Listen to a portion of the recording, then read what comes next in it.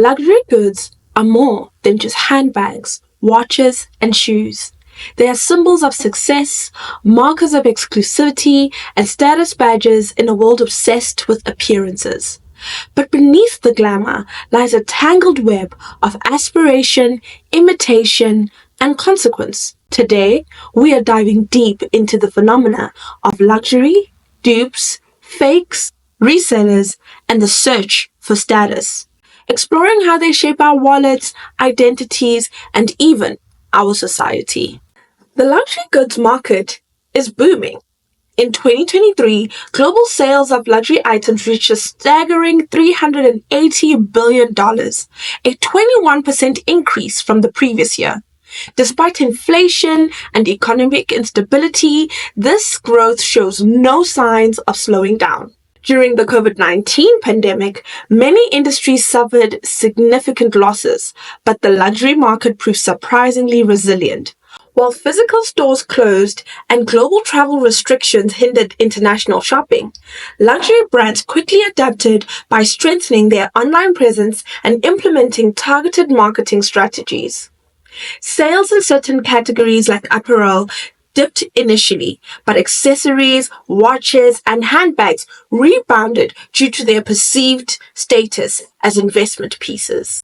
Additionally, the concept of revenge spending emerged in regions like China, where consumers splurged on luxury goods as lockdowns eased. By the end of 2020, the luxury sector had recovered much faster than expected, buoyed by e-commerce and strong performance in Asia.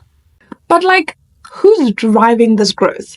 Studies reveal that aspirational consumers, those who can't necessarily afford luxury goods but are willing to save and finance and make sacrifices, buy now, pay later to own them, comprise a significant portion of the market. According to a report by McKinsey, nearly 60% of global luxury purchases come from the middle-income consumers striving to attain a sense of social mobility or inclusion in elite circles. These customers, our middle-income earners, are not buying luxury as a casual indulgence. They often see these items as an investment in their personal brand, a ticket to upward social perception, a way to signal their success and taste. Luxury brands are acutely aware of this dynamic, and it has shaped their strategies. By introducing entry-level products such as small leather goods, sneakers, and costume jewelry, brands like Gucci and Louis Vuitton have tapped into the wallets of aspirational buyers while preserving their premium image. Think of these new little trinkets everybody's putting on their bags. A wallet priced at $700 or a pair of branded sneakers at $800 may seem expensive, but they are more accessible than the flagship handbags or couture pieces that cost thousands and thousands. For many aspirational consumers, the allure of luxury is deeply tied to status signaling, a sociological phenomenon where people use material goods to communicate their social position. In societies where income inequality is stark, luxury consumption becomes a way for individuals to close the gap. A 2019 study published in the Journal of Consumer Research highlights that lower-income individuals are more likely to purchase visibly branded luxury items, such as bags with logos, right? Compared to our higher-income consumers who prefer subtler designs. This behavior stems from the desire to be recognized and validated within a society that increasingly equates worth with wealth. We've heard the saying that wealth whispers.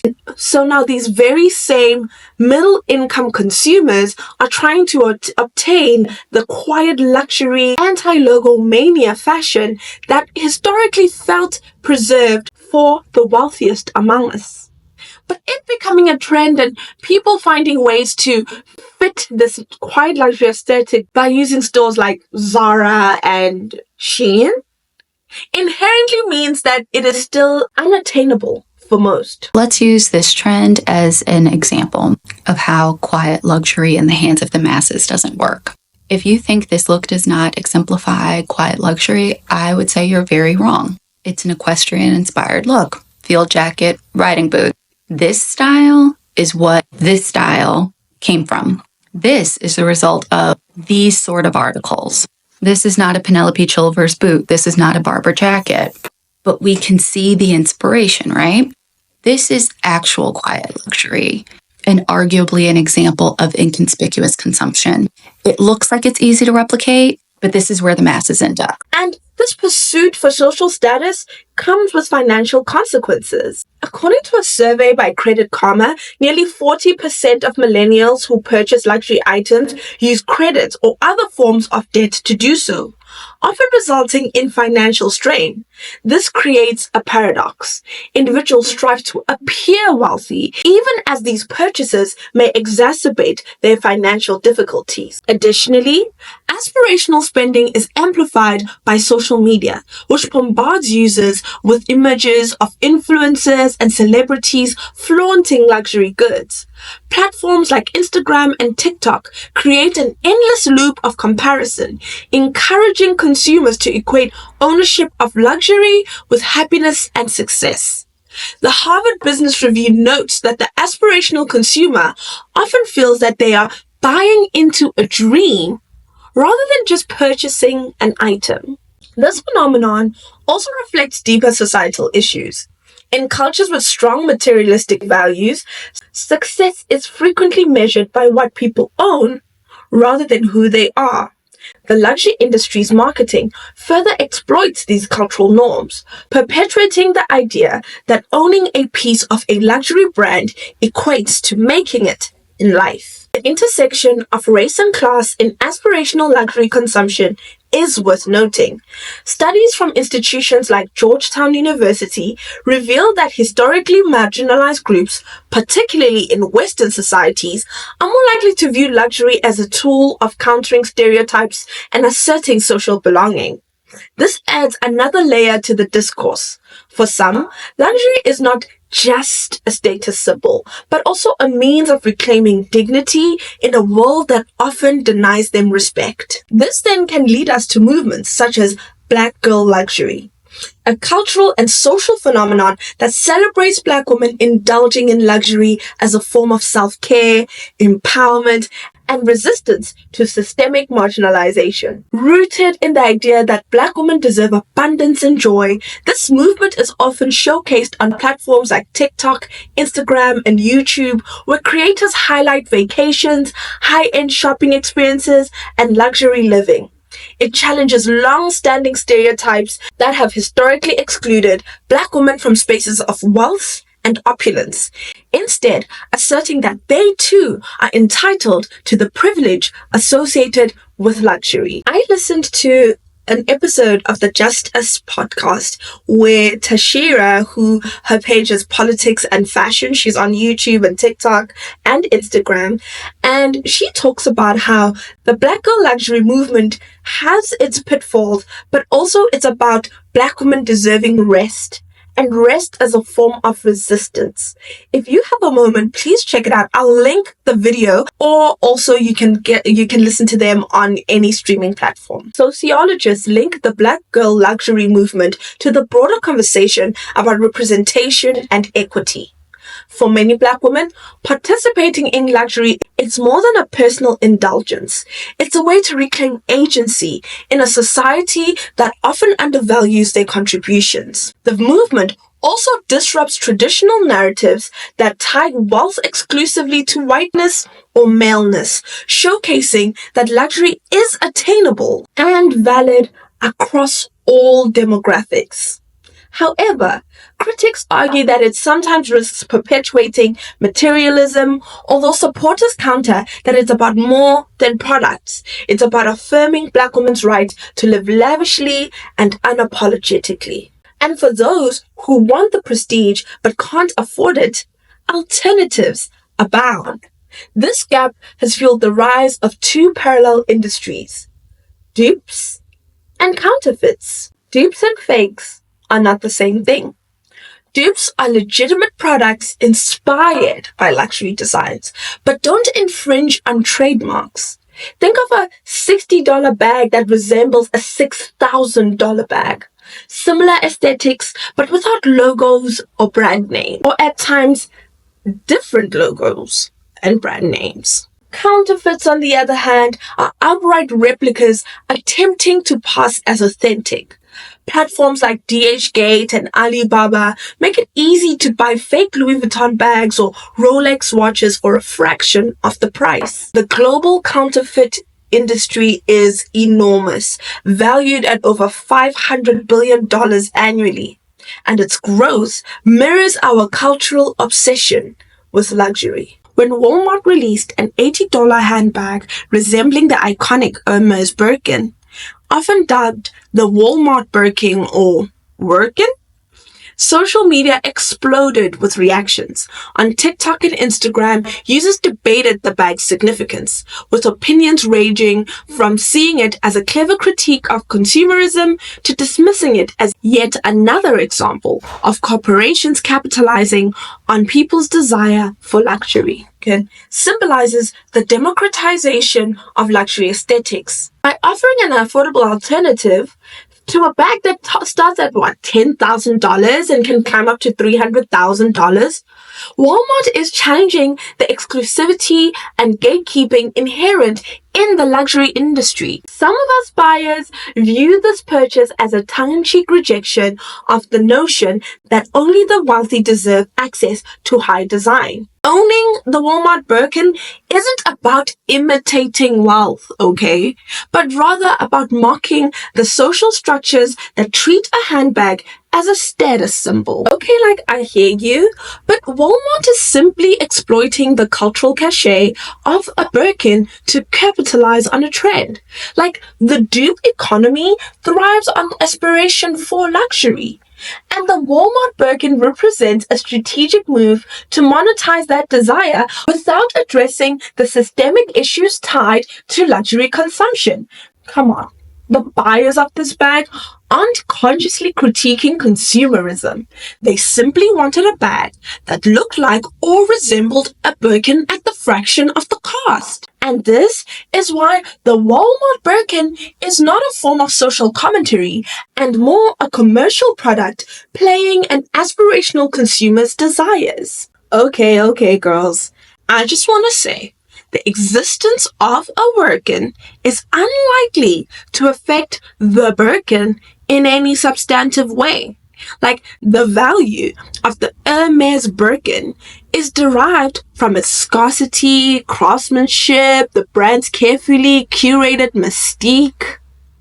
Buyers of authentic Birkins are typically not swayed by dupes or inspired designs. They are purchasing a piece of a luxury legacy, complete with the social capital and prestige it confers. If anything, the Walmart Birkin may reinforce Hermes's position by highlighting the unattainable nature of the original. If we could all have the original, we would not need the dupe. When a consumer purchases a Walmart Birkin, they're implicitly acknowledging the power of the Hermes brand, even if they're doing so in jest or as a form of critique.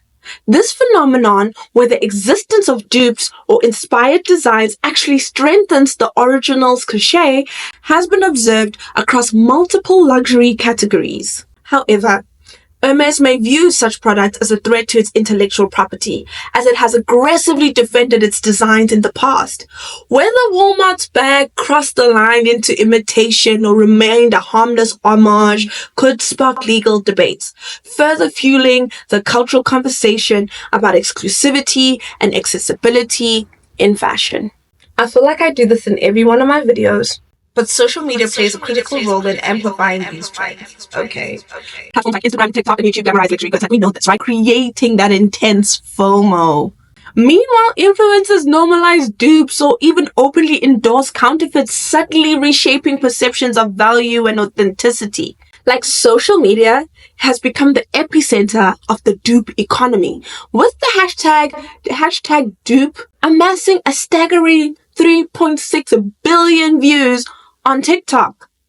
These videos, often created by influencers and everyday users alike, showcase affordable alternatives to high-end luxury items, framing them as clever hacks for achieving a luxe aesthetic without the hefty price tag.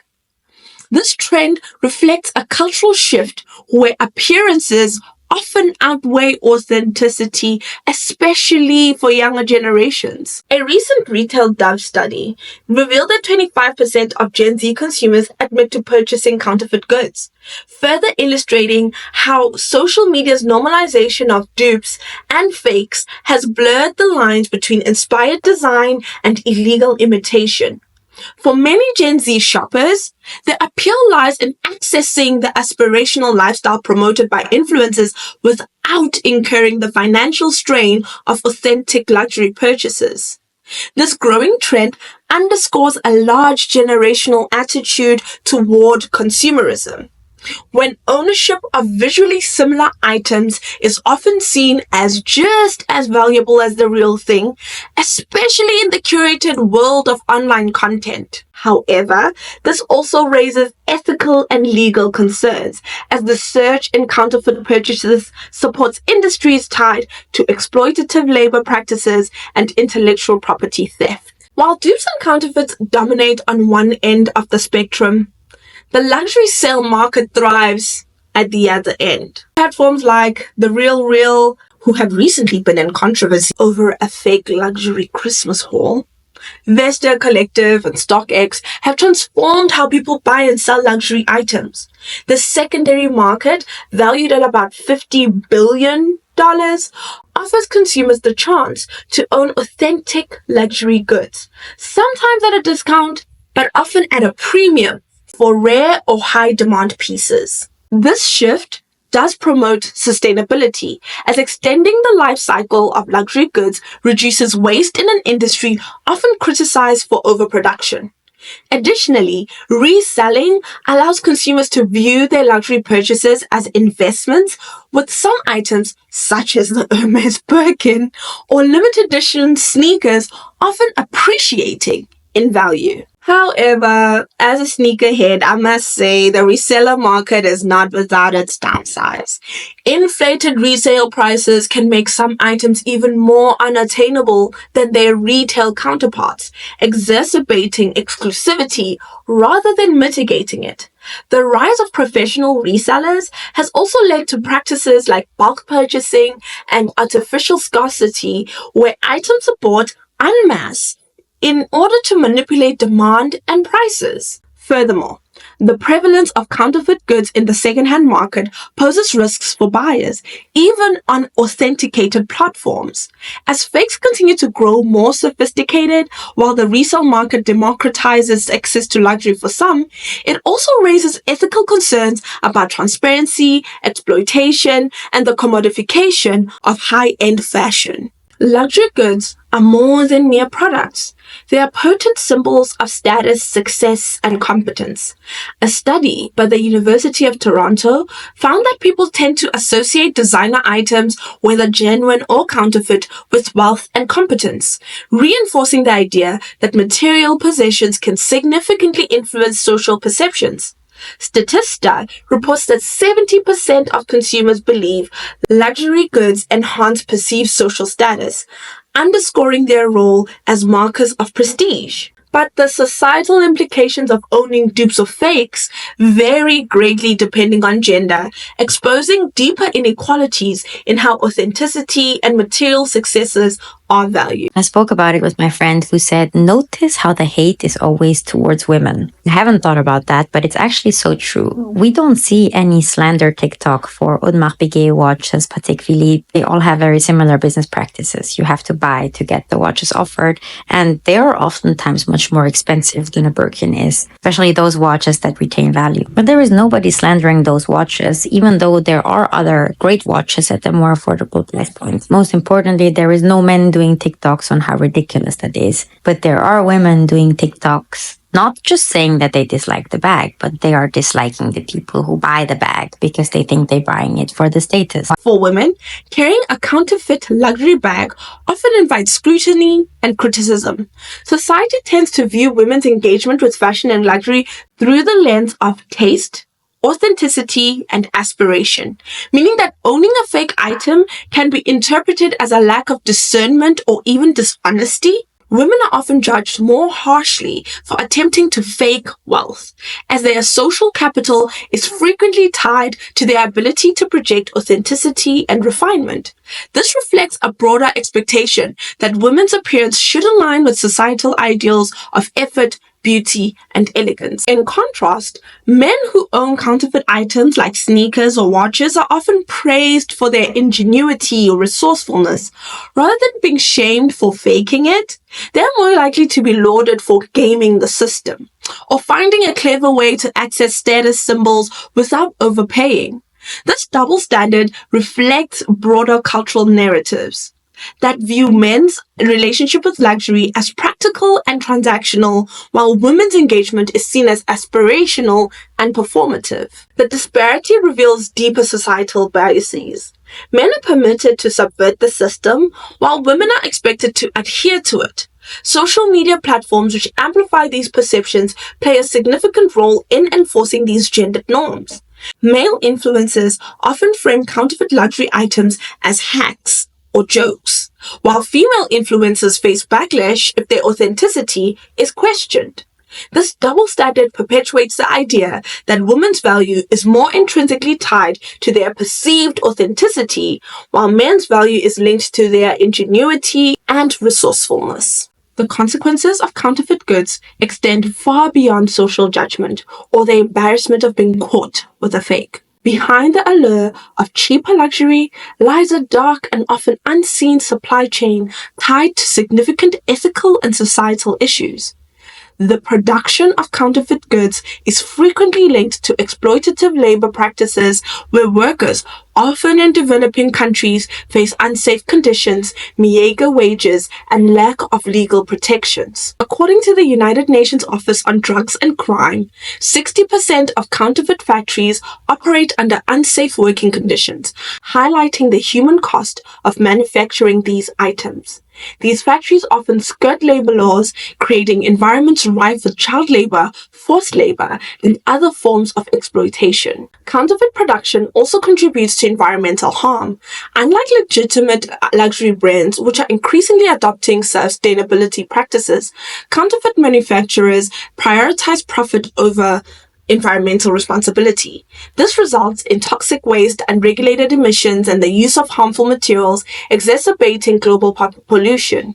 For instance, many counterfeit leather goods are made using low-quality synthetic materials that not only fail to meet safety standards, but also release harmful chemicals into the ecosystems during production and disposal. Perhaps the most concerning is the link between counterfeit goods and organized crime.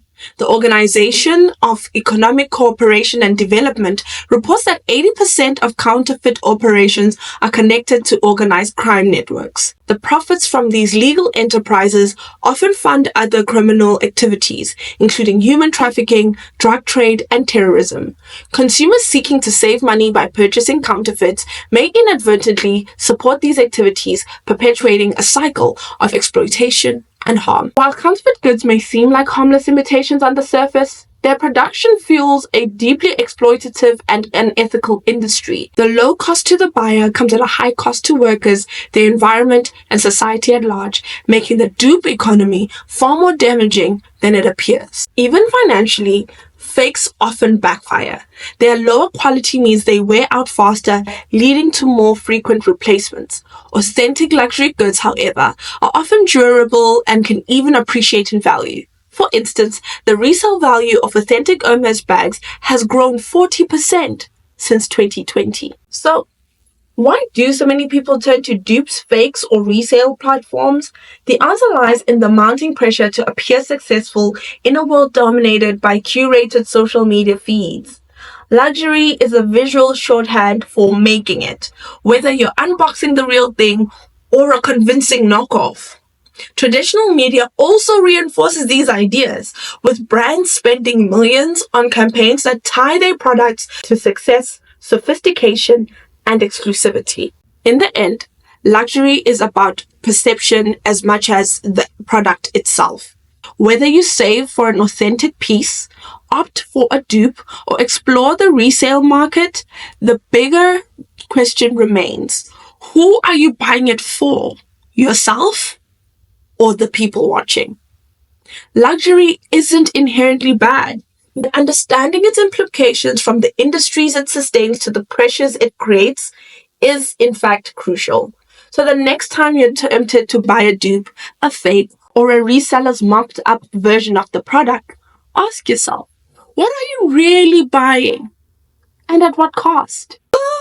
Guys, I made it to the end. Thank you guys so much for joining me. Let me know in the comment section, what is your favorite dupe? Where do you shop for your fakes? I won't judge. Let me know in the comment section. Thank you guys so much for watching. If you've enjoyed this video, I hope you subscribe. I hope you like. I hope you comment. Spam me. Do it. Spam me. And I'll see you guys in the next one.